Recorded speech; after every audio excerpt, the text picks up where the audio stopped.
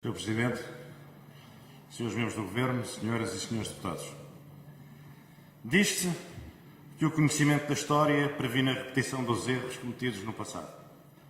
Mas não é nada garantido que o conhecimento da história por si só nos poupe à repetição e ao erro. Há algo, no entanto, que só o conhecimento histórico, sem dúvida alguma, permite.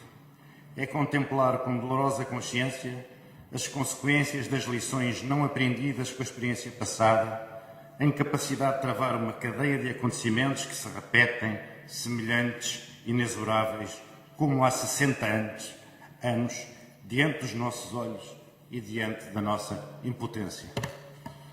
A invasão da Ucrânia, desencadeada há um ano e ainda em curso, confronta-nos com essa responsabilidade perante a história e perante a experiência passada.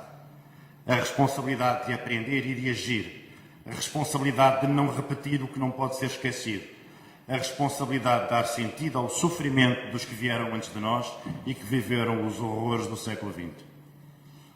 Putin trouxe à Europa de volta o fatídico ano de 1938, o ano decisivo para a paz e para a guerra, que abriu as portas à mais trágica carnificina que a história registra e que teve por palco principal o nosso martirizado continente, desde sempre o grande desestabilizador do mundo. Cá estamos, portanto, outra vez em 1938. Vejamos então.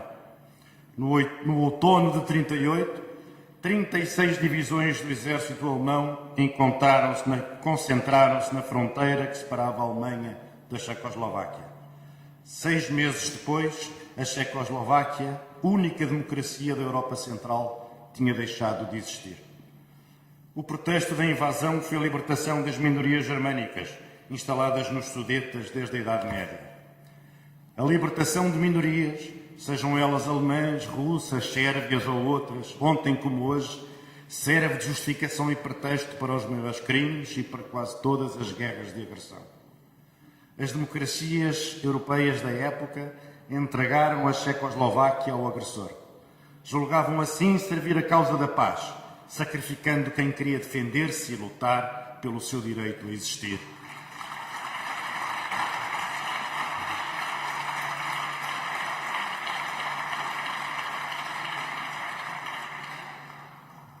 Chamberlain, se estivesse vivo, poderia dizer hoje: mas quem sabe onde fica a Ucrânia? Comunicaram à Checoslováquia simplesmente que em caso de invasão não a ajudariam. Fizeram-no para apaziguar a potência expansionista e revisionista de então, a Alemanha nazi, e preservar a paz no continente. O resultado foi a reversão da ordem internacional pela força e uma guerra inimaginável, uma guerra de conquista, uma guerra anacrónica, uma guerra ao estilo de Gengis Khan. Os povos livres que sacrificaram tudo à paz não salvaram a paz e perderam a liberdade.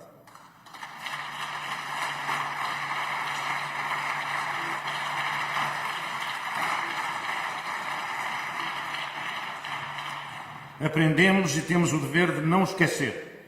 Uma potência revisionista confiante na sua força não pode ser apaziguada. Só pode ser dissuadida pela força e, se necessário, enfrentada pelas armas.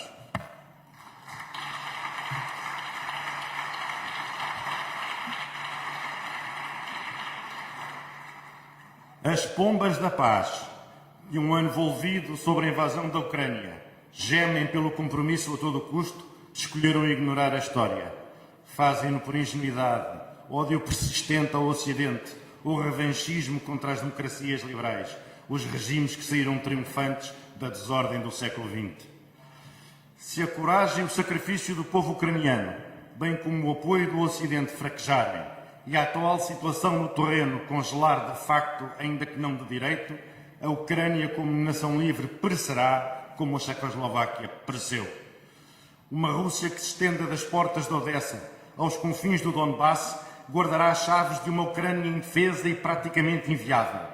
Uma paz cujos termos sejam ditados pela Rússia de Putin será sempre uma paz provisória, uma paz que não valerá o papel em que for assinada, uma paz que apenas adiará o fatal desaparecimento da Ucrânia como Estado soberano.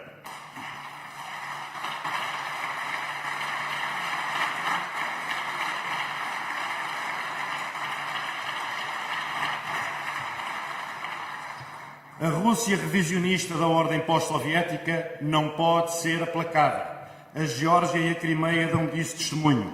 A Rússia, por ser mais forte que os seus vizinhos, como sempre foi e continuará a ser, desde o desmoronamento dos impérios centrais em 1918, não goza de nenhum direito sagrado de conquista, expansão e engrandecimento.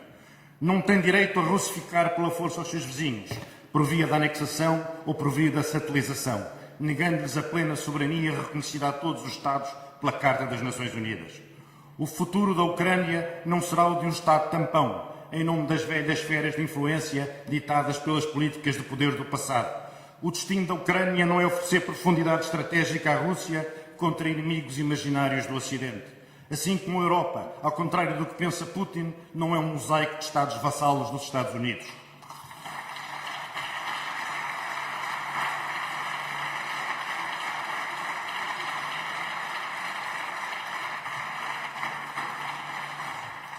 A Europa está ciente das implicações inevitáveis da reversão da ordem internacional fundada no direito. Foi no direito que a Europa fundou as instituições necessárias para esconjurar as guerras totais do século XX e para tornar impensável a sua repetição. O direito internacional violado há um ano na Ucrânia é o mesmo direito de cuja efetividade depende a nossa segurança e a todas as nações e povos do mundo, sobretudo dos menos poderosos, sobretudo das democracias, por regra os atores mais pacíficos na ordem externa. Senhoras e senhores deputados, a popularidade dos autocratas alimenta-se das aventuras e dos sucessos militares, pelos quais os fortes se impõem aos fracos desde o princípio dos tempos. As aventuras bélicas e as guerras de agressão são o remédio histórico dos autocratas para lidarem com o seu déficit originário de legitimidade. Buscam uma legitimidade pelos resultados, já que não pelo direito, incendiando as paixões da multidão, ressuscitando um sentimento doentio de grandeza nacional, que se alimenta da humilhação e do domínio sobre os povos, do roubo dos seus territórios e do saque dos seus recursos.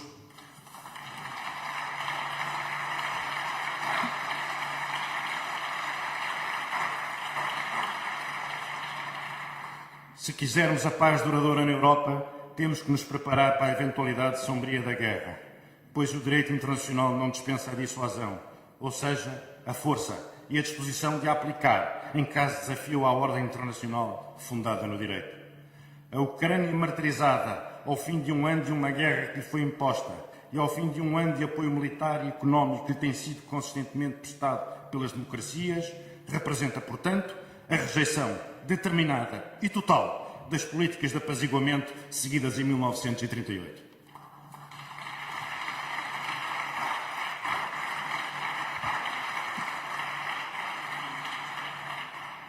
Pois o apaziguamento dos fortes, dos revisionistas e dos conquistadores é um exercício fútil, cujo fracasso inexorável é um dado da história.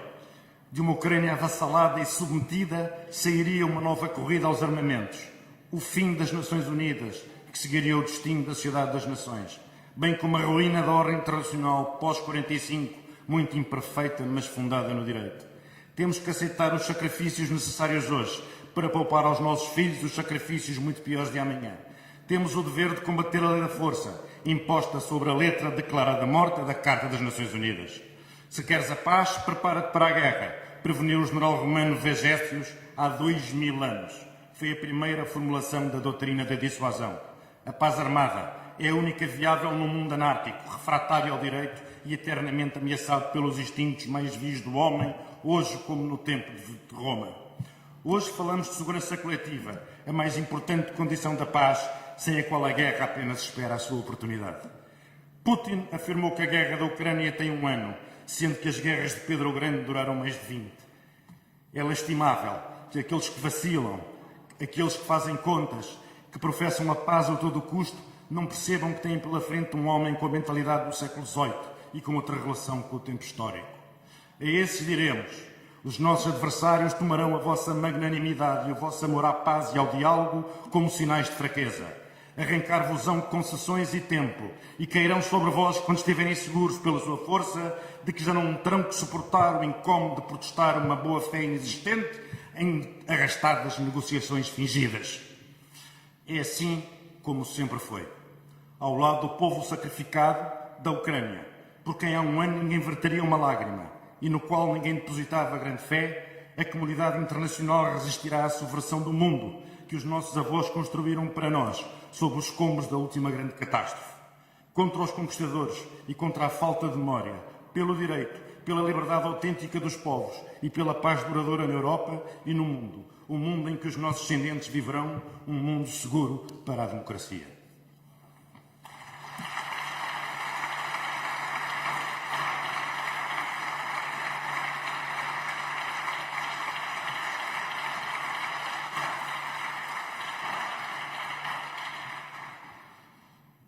Há 40 anos, Mitterrand, confrontado com manifestações falsamente ingênuas pela paz e pelo desarmamento, em tempos de Guerra Fria, disse o seguinte: verifique que os pacifistas estão todos no Ocidente e os mísseis no Leste. O que mudou afinal no mundo?